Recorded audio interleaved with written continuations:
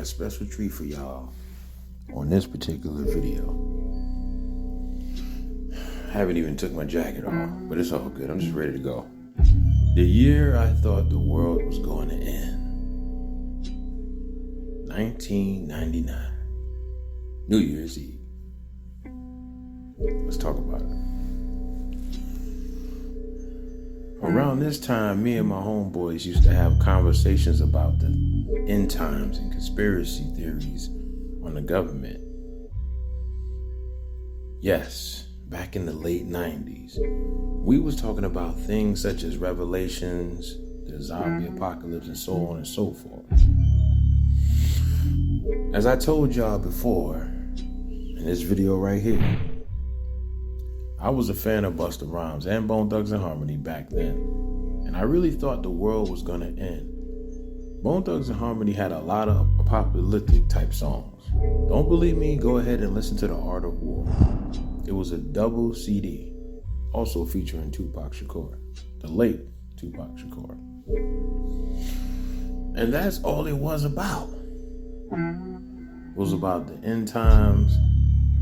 It was pretty much Bone Thugs-n-Harmony's rise to fame, their adversaries, which is their ops at the time, and the end times coming.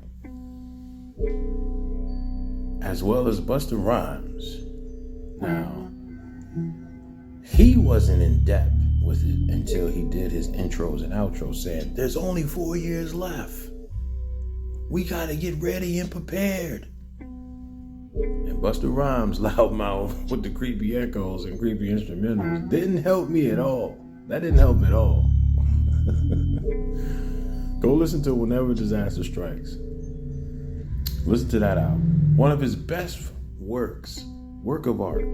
His best album, in my opinion, besides his first album, which he also was apocalyptic in that album as well. Now, I had a homie who was my best friend. He was older than me by a year, and conversations with him had me really shook. This brother here taught me about the government, Freemasons, his thoughts on the Bible, and this was all back in 1999.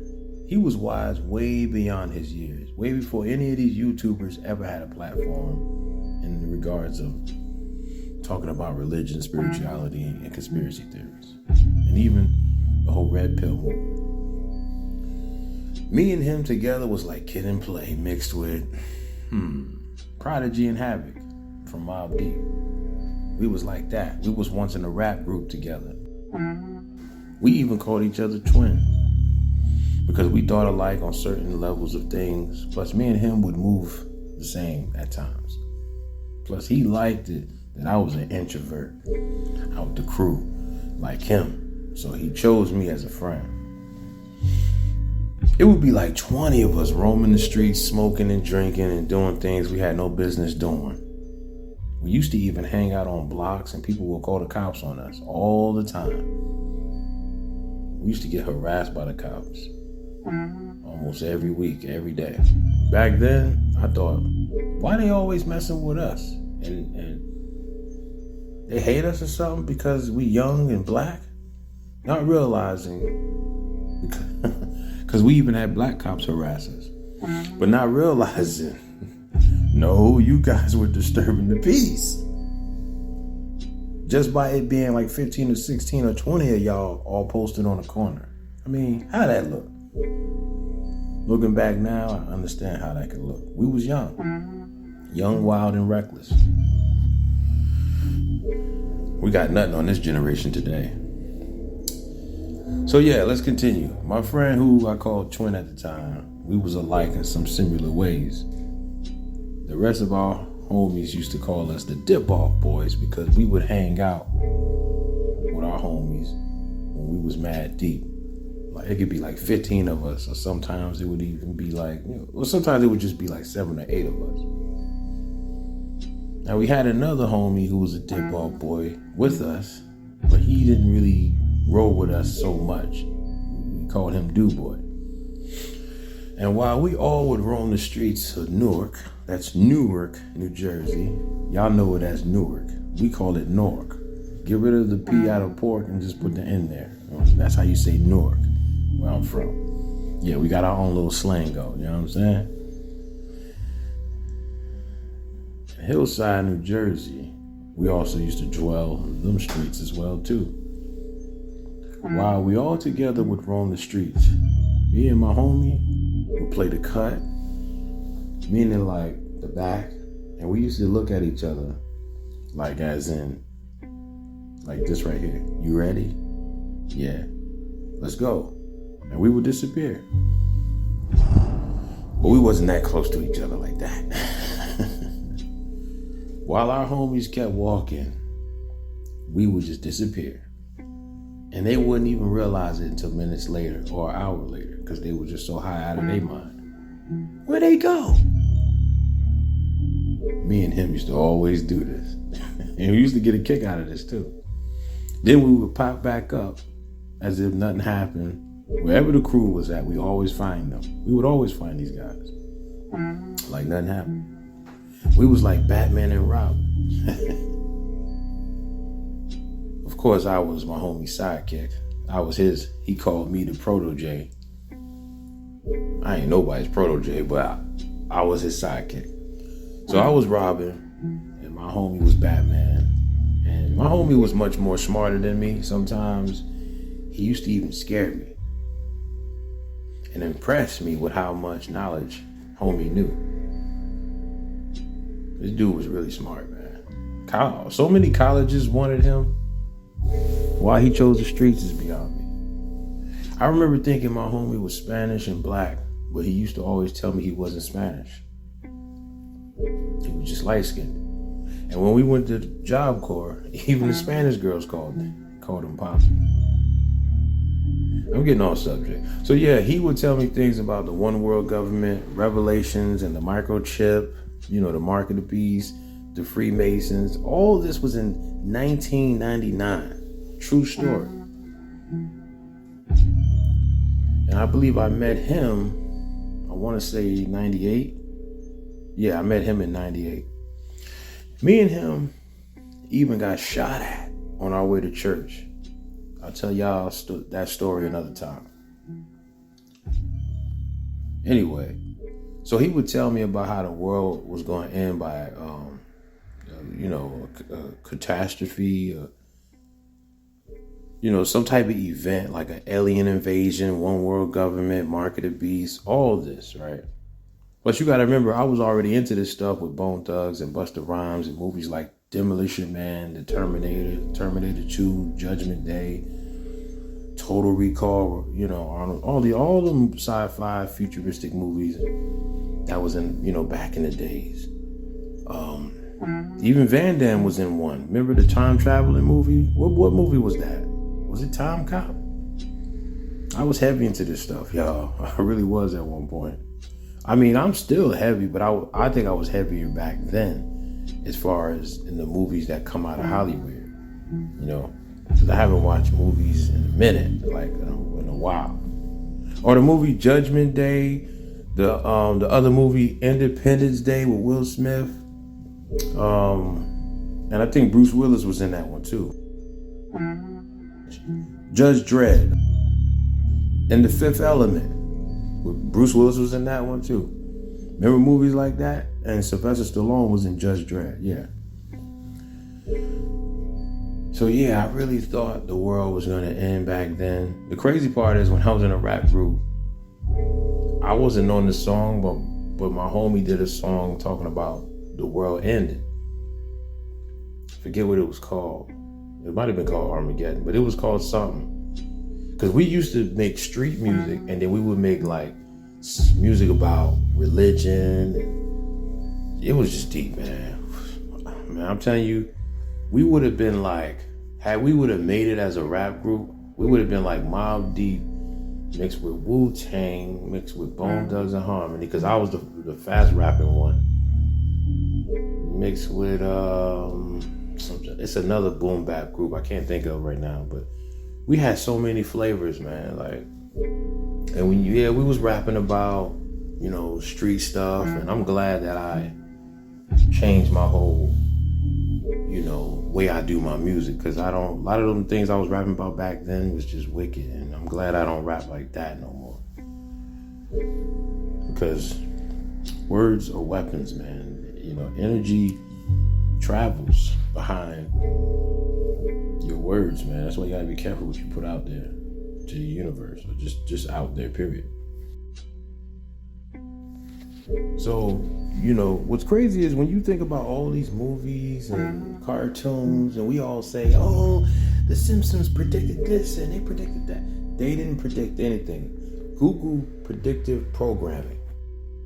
Predictive programming is a subtle form of psychological conditioning provided by the media to acquaint the public with plans, societal changes to be implemented by leaders. If and when these changes are put through, the public will already be familiarized with them and will accept them as natural progressions, thus lessening possible public resistance and commotion. Alan Watt. That's all it is. See, Satan has to let us know, you know, by law, you know, in the spiritual realm of things, the creator, you know, let me see how I can put this. See, everybody fears the creator, even the wicked ones. I know this is going to shock y'all, but even Satan fears the creator. Even though he has enough heart to try to challenge him, which is insane to me, because you ain't going to win that. He created you. How are you going to challenge the creator who created you? He's the blueprint. He gave you existence, but yet you think you have the gall, the pride. You got to be pride to think that you're going to go to war with him. Bruh. Oh, man. Anyway, so the wicked ones have to. Did y'all know that there's certain things that Satan can't do to you? He has to check with the Most High. Did y'all know that? You know what I mean? So there's certain things he can and he can't do. He has to go to the Heavenly Father for permission. Y'all do know that Satan didn't create evil, right? Why do people think? Hold on, let me go to the scripture right here. Why do y'all think?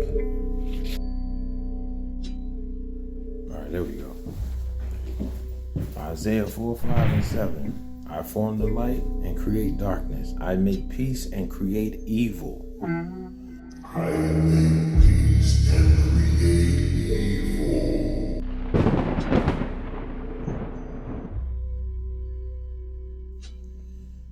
I, the Lord, do all these things.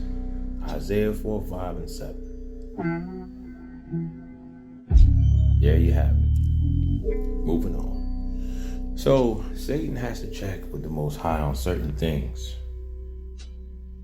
You remember the story of Job? Prime example.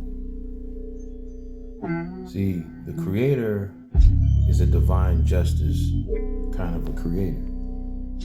Nothing in this world happens by accident. I don't believe in coincidence. Everything plays out and happens the way it was supposed to.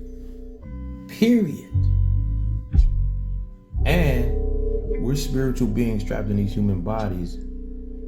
But the spirits, which is us, which you can call the soul, spirit, whatever, that's us. That's our true nature. We don't look like how we look in this meat suit. Our spirits, which is us, is governed by laws that we have to follow. Otherwise, we will have judgment and issues and problems down the road.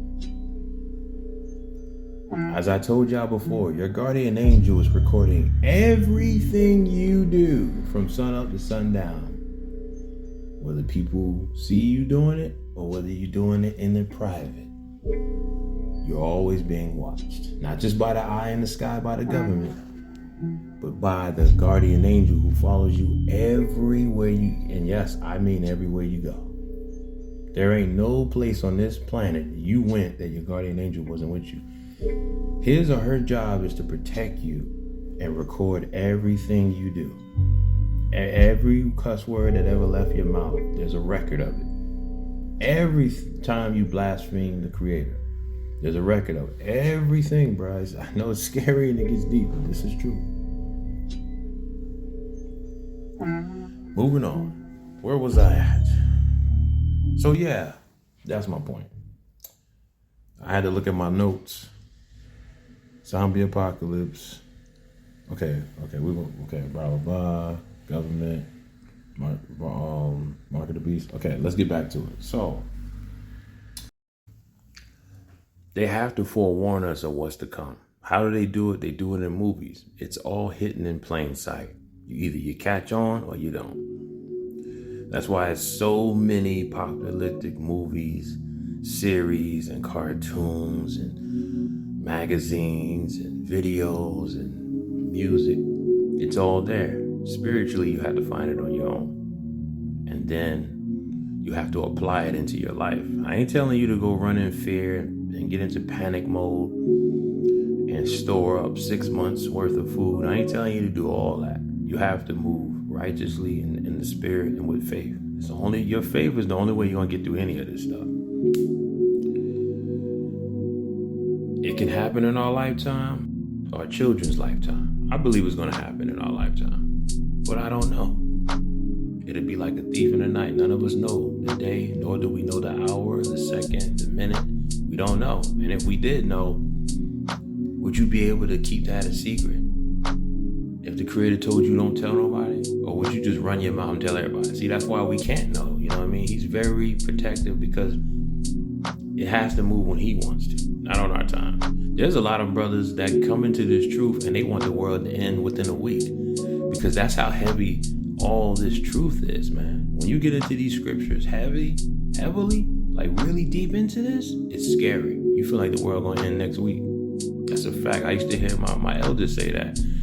And now I'm regurgitating the same talking point from my point of view. They was right. I'm not gonna say I didn't want to adhere to it. It was just foreign to me, and there's a lot of information I'm gonna be flooding this internet with. But I don't know if y'all ready for all this. It's gonna scare a lot of y'all. And the particular thing I'm thinking about now, it shook me, man. Once I found this out and then I saw it in the scriptures, I said, wow, all this time. We've been lied to about everything, bro. I don't even know if I'm gonna have enough time to put all this out here. They might get rid of my YouTube channel. I'm telling you, it's so heavy, man. It's so deep. Why do you think I be calling things like the pandemic? That was, man. Oh, man. I even got the video footage. I'm gonna say that for another video. But it was all planned, y'all. Moving on. Let me see. Where was I at? So yeah, they have to forewarn us of what's to come. And then they have to forewarn us of what's to come, and then we act accordingly.